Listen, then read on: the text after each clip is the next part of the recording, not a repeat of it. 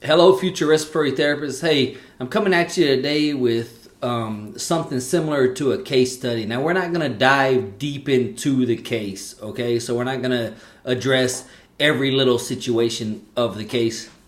But I do want to talk to you about this scenario because it's interesting for you to note, okay? This is going to be very beneficial in you being able to recognize and understand and make recommendations to your care team based off of the information from this case study, okay? So what we have here is an elderly person that presents from a nursing home with septic shock, okay? Now, they're in PSV, which is pressure support ventilation. Some of you may know it as CPAP with pressure support, with a CPAP of 5 and a pressure support of 5, okay? That's all you need to know in terms of what the settings are. They're also on 30% FiO2. But oxygenation is not an issue, so we're not even going to get into that. Okay? So I just want to give you what this patient looks like on the ventilator. I want to talk about their ABG. And then I want to talk about some troubleshooting that you might run into, and you need to understand why this is or isn't important, or what you can do or can't do, and why it matters. Okay, so pressure support, 5 of pressure support, a CPAP of 5. Our patient is breathing 30 times a minute with a tidal volume of 600 milliliters. Now this gives us a minute ventilation of 18 liters per minute. Okay, now that should jump out to you right off the bat, like, why is our minute ventilation 18 liters per minute? Now, from that point, you need to look at the blood gas, because when you look at the arterial blood gas, you'll see that we have an acidotic pH, we have a low CO2, and we have an extremely low bicarb. Okay, so what we have here is a partially compensated metabolic acidosis. Now, if you remember back to patient assessment, you understand that Kussmaul's breathing is very fast and very deep. And the reason patients present with Kussmaul's respirations is because they're trying to compensate for a metabolic acidosis. Now, sometimes in school, we have a tendency to tie Kussmaul's directly to DKA, diabetic ketoacidosis. But not always, okay? Yes, it does pertain with DKA, but not only DKA. Kussmaul's respirations is to be thought and considered in conjunction with metabolic acidosis. All metabolic acidoses, okay? Because what the body tries to do is blow off enough CO2 to bring or to compensate for the decreasing bicarb and bring the pH back up in the normal range. Now, this particular patient hasn't quite got there, but we're really, really close. Okay, 734. You're a hundredth away from being 735 and fully compensated. Okay. Now, what reason I'm bringing this up is because there's something I want to talk about here. The student wanted to address the air trapping concern, because when this student looked at the flow graphic, what she saw was this. Now remember, we're in PSV. The flow graphic looked like this. There was a failure to return to baseline, and the student recognized this, and she said, hey, my patient's air trapping, what can we do to fix this? And I said, first of all, you're exactly right. The patient is air trapping.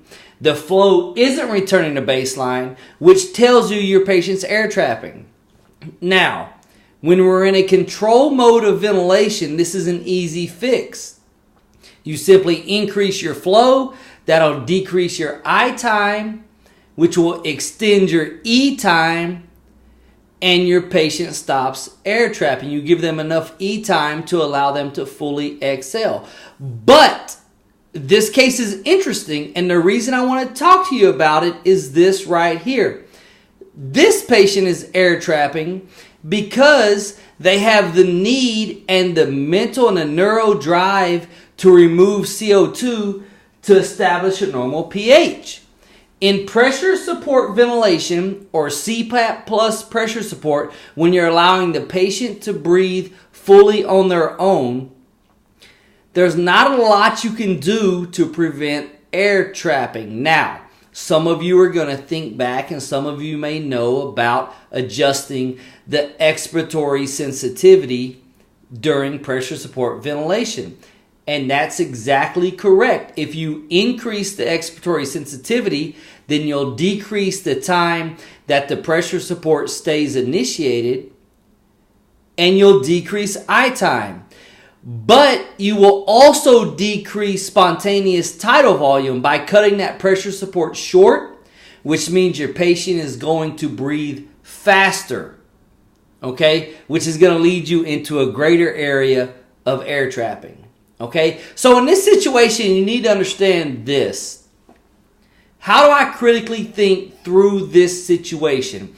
First of all, you let this patient breathe however they want to breathe. If you're going to let them determine it, which you should, because the alternative is we put them in AC or we put them in SIMV, and we put them on a tidal volume of 400 with a rate of what, 20?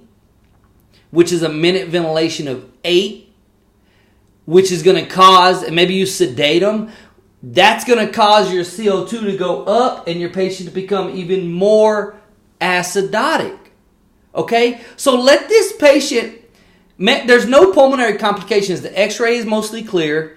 Your oxygenate, your PF ratio was 400, and you're exchanging CO2 just fine. So let this patient drive their CO2 to where they want it to establish a normal or almost normal pH. Now, go back to the air trapping. Why can't we fix it? Well, if you decrease the pressure support time, then you're going to decrease tidal volume. They're going to breathe even faster. You're already breathing 30 times a minute. If you're breathing 30 times a minute, then 60 divided by 30 equals 2. That means your total cycle time, 30 breaths a minute within 60 seconds, means that each breath is lasting 2 seconds. Okay? And that explains your air trapping. 2 seconds isn't enough time for a full inspiration and then a complete expiration. And this patient will air trap all day long. Okay? Now, if it's not causing a problem, then let them air trap, let them Kushmal's breathe, and let them compensate for the severe metabolic acidosis, which is related to an increased anion gap. Let them compensate their pH. Because if you try to do anything else, you're going to find yourself in a much worse situation. Okay? If you have any questions over this, please comment below. Ask me. I'll clarify. I'd love to make you sure that you understand what I'm saying in this video. I think it's an interesting case. There's a lot of teaching points in this. So speak up. Let me hear your questions, your concerns. Hope you're having a great day. Good luck.